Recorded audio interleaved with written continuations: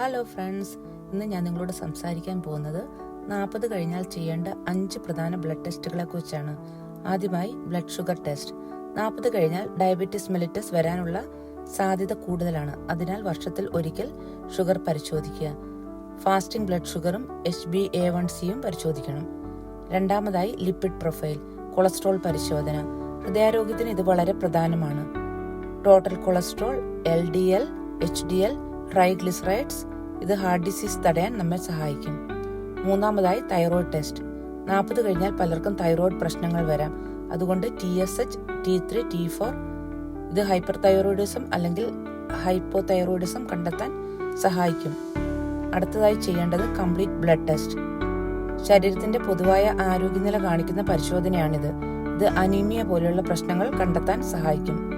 അഞ്ചാമതായി vitamin D and B12 test. 40 കഴിഞ്ഞാൽ പലർക്കും ഈ വിറ്റാമിനുകൾ കുറയാം. ലക്ഷണങ്ങൾ ക്ഷീണം, അസ്ഥിവേദന, നാഡീപ്രശ്നങ്ങൾ. അതുകൊണ്ട് 40 കഴിഞ്ഞാൽ വർഷത്തിൽ ഒരിക്കലെങ്കിലും ഈ പരിശോധനകൾ ചെയ്യുന്നത് നല്ലതാണ്.